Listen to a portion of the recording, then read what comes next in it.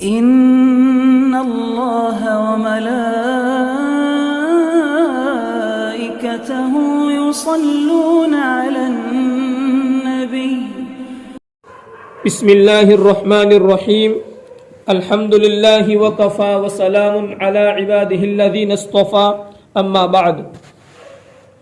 قرآن کریم میں ہر چیز کی رہبری موجود ہے، انسان کی زندگی کے لیے، دینی زندگی کے لیے، انسان کی پیدائش سے لے کر موت تک کی زندگی کے لیے، بلکہ قیامت تک کی زندگی کے لیے رہبری موجود ہے۔ قرآن کریم کے اندر میاں بیوی کی لائف کیسی ہونی چاہیے اس کی بھی رہبری موجود ہے، اس کی بھی گائیڈ لائن موجود ہے۔ میں آپ کے سامنے شریعت کی گائیڈ لائن پیش کروں گا۔ شادی کی پہلی رات کے متعلق شریعت کے کیا اصول ہیں، کیا ہدایات ہیں، انشاءاللہ میں اس کے متعلق عرض کروں گا۔ ہمارے نوجوان دوست احباب کے اصرار پر ہم نے یہ ویڈیو بنایا ہے فرسٹ نائٹ کا، اس لیے آپ اس ویڈیو کو شروع سے آخر تک دیکھیں اور اس پر عمل کریں۔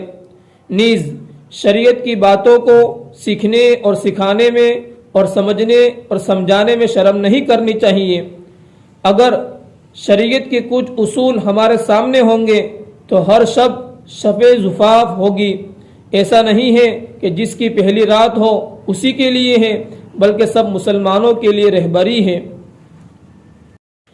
جہاں نکاح ایک انسانی ضرورت ہے وہاں عبادت بھی ہے، اور ہمارے اور آپ کے آقا محمد مصطفیٰ صلی اللہ علیہ وسلم کی سنت مبارکہ بھی ہے۔ جب نکاح ہو جائے تو دلہا کو مبارکباد دے، بارک اللہ لک وبارک علیک وجمع بینکما فی خیر۔ اور نئی نویلی دلہن جب دلہے کے گھر پہنچے تب وہ دلہے کہ گھر جو عورتیں موجود ہو وہ آنے والی دلہن کو دعائیں دے۔ بخاری شریف کی روایت ہے، حضرت عائشہ صدیقہ رضی اللہ تعالی عنہا فرماتی ہیں کہ جب میری والدہ مجھے حضور اکرم صلی اللہ علیہ وسلم کے گھر رخصت کر کے پہنچانے کے لیے آئی، تب آپ صلی اللہ علیہ وسلم کے گھر کچھ انصاری عورتیں بھی موجود تھیں۔ انہوں نے مجھے دعا دی، والبرکۃ وعلی خیر طائر۔ جب نکاح ہو جائے تو نکاح ہو جانے کے بعد جب آپ اپنے روم میں جہاں آپ اپنی بیوی کے پاس رہیں گے اس روم میں داخل ہو کر سب سے پہلے سلام کریں، السلام علیکم ورحمۃ اللہ وبرکاتہ۔ سلام کرنے کے بعد سب سے پہلا کام آپ کو یہ کرنا ہے کہ آپ 2 رکعت نماز اپنی بیوی کے ساتھ جماعت کے ساتھ پڑھیں۔ مصنف ابن ابی شیبہ، مصنف عبدالرزاق جو حدیث کی کتابیں ہیں اس کے اندر یہ روایتیں موجود ہیں۔ اور نماز پڑھنے کی ترتیب یہ ہے کہ آپ امام ہو اور بیوی مقتدی ہو، یعنی آپ نماز پڑھائیں، بیوی نماز پڑھے آپ کے ساتھ۔ اس کے بعد آپ بستر پر چلے جائیں۔ بستر پر چلے جانے کے بعد بیوی کی پیشانی کے بال پکڑ کر ایک دعا پڑھنا ہے، اور یہ دعا صرف پہلی رات کو ہی پڑھنا ہے۔ دعا یہ ہے، اللہم انی اسألک من خیرها وخیر ما جبلتها علی واعوذ بک من شرها وشر ما جبلتها علی۔ یا اللہ میں تجھ سے اس کی خیر و برکت کا اور اس کی پیدائشی خصلت کی خیر و برکت کا جس پر تو نے اس کو پیدا کیا ہے طلبگار ہو، اور اس کے شر سے اور اس کی پیدائشی خصلت کے شر سے جس پر تو نے اس کو پیدا کیا ہے پناہ مانگتا ہوں۔ جس طرح ایک دلہا پریشانی میں ہوتا ہے، الجھن میں ہوتا ہے، سمجھ میں نہیں آتا کہ کیا کرنا ہے کیا نہیں کرنا، اس سے زیادہ دلہن پریشانی میں ہوتی ہے۔ اس لیے دلہا کی ذمہ داری ہے کہ وہ دلہن سے محبت سے پیش آئے، اس سے دوستی کریں، اس کو اپنے قریب کریں تاکہ دلہن کو سکون حاصل ہو، اس کی پریشانی کم ہو، اس کی گھبراہٹ کم ہو۔ دوسری بات یہ ہے کہ دماغ پر بوجھ نہیں رکھنا ہے کہ میں کیا کر پاؤں گا یا کیا نہیں کر پاؤں گا، دماغ کو پرسکون رکھنا ہے۔ جب صحبت کا ارادہ ہو تو یہ دعا پڑھنا ہے۔ ایک بات ذہن میں آ گئی، قربان جاؤ اس خالق و مالک پر کہ اس نے اپنے کلام پاک میں جو آیت بیان فرمائی ہیں، نساؤکم حرث لکم فأتوا حرثكم أنا شئتم وقدموا لأنفسكم واتقوا الله واعلموا أنكم ملاقوه وبشر المؤمنين۔ اللہ تعالیٰ نے اس آیت میں میاں بیوی کی پرسنل لائف اور بیڈ روم لائف کو بیان فرمایا ہے۔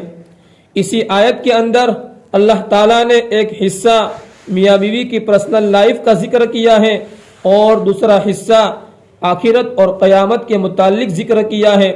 یہ سوچنے کا مقام ہے کہ ایک ہی آیت اور اس کا ایک حصہ بیڈ روم لائف کا ہے تو اسی آیت کا دوسرا حصہ قیامت کے دین کا ہے۔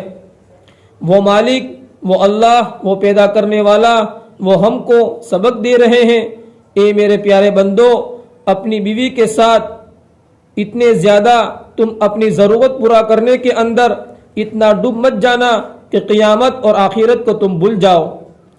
اس دین کو بھی تم یاد رکھنا ہے۔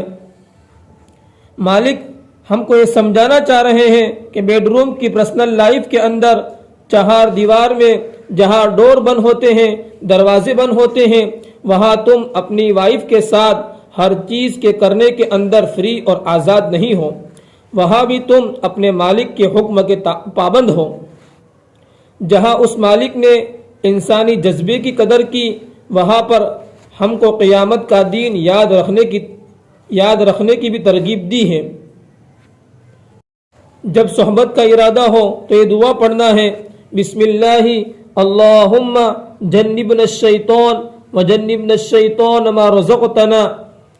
اللہ تعالیٰ کے نام سے شروع کرتا ہوں، اے اللہ ہمیں شیطان سے دور رکھ اور جو کچھ ہمیں عطا کرے اس سے بھی شیطان کو دور رکھ۔ اگر اس ہم بستری کی بنا پر ہمیں کوئی اولاد دی گئی تو اسے شیطان کبھی بھی نقصان نہیں دے سکے گا۔ صحبت کے وقت آپ کو یہ خیال رکھنا ہے کہ صحبت کے وقت ہمارا رخ قبلے کی طرف نہ ہو۔ صحبت کے وقت ہمارا سطر بقدر ضرورت کھولنا چاہیے، اور اگر پورا سطر کھولنا ہے تو کھول سکتے ہیں، لیکن اپنے بدن پر چادر وغیرہ ڈھانپ لے، کیونکہ فرشتے ہمارے ساتھ ہوتے ہیں۔ اور جب صحبت سے فارغ ہو رہے ہو، یعنی ہم بستری سے فارغ ہو رہے ہو، تو ایک دعا پڑھنا ہے، اور یہ دعا دل میں پڑھنا ہے، زبان سے نہیں پڑھنا ہے۔ دعا یہ ہے، اللہم لا تجعل للشیطان فیما رزقتنی نصیبا۔ یا اللہ جو اولاد تو مجھے عطا فرمائے اس میں شیطان کا کوئی حصہ نہ رکھیو۔ آخری بات یہ ہے کہ جب صبح ہو جائے اور اپنے دوست احباب سے ملاقات ہو تو مرد اور عورت دونوں کو چاہیے کہ رات کی باتیں ان سے بالکل نہ کریں۔ یہ بے غیرتی کی بات ہے، یہ بالکل بے حیائی کی بات ہے۔ اللہ تعالی ہم سب کو اس پر عمل کرنے کی توفیق عطا فرمائے، آمین۔ واللہ اعلم بالصواب۔